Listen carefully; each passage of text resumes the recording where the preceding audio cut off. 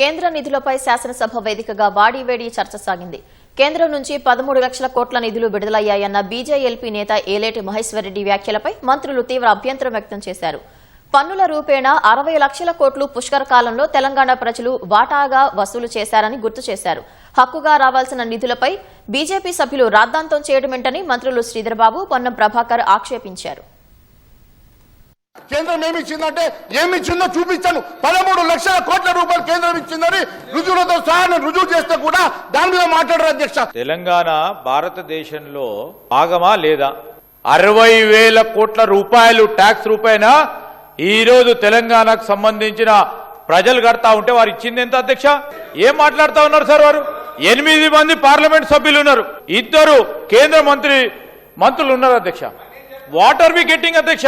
ఈ రోజు ఆంధ్రప్రదేశ్ కి ఇచ్చే దాంట్లో తెలంగాణ ఏం అన్యాయం చేసింది అధ్యక్ష? 8 మంది పార్లమెంట్ సభ్యులను ఎన్నుకోవటం అన్యాయం.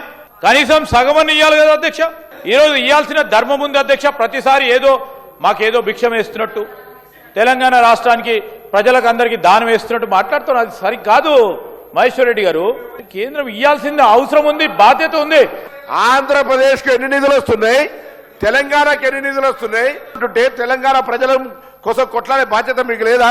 వాళ్ళకి వీలైతే తెలంగాణకు భారతీయ జనతా పార్టీ నిధులు తీసుకురావాలని సందర్భంగా కోరుతా ఉన్నా.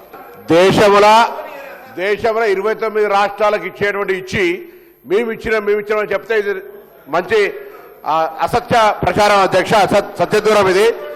తెలంగాణ రాష్ట్రానికి భారతీయ జనతా పార్టీ గత 12 ఏళ్లుగా ఏమిచ్చిందో చర్చ చేయడానికి మీరు సిద్ధం.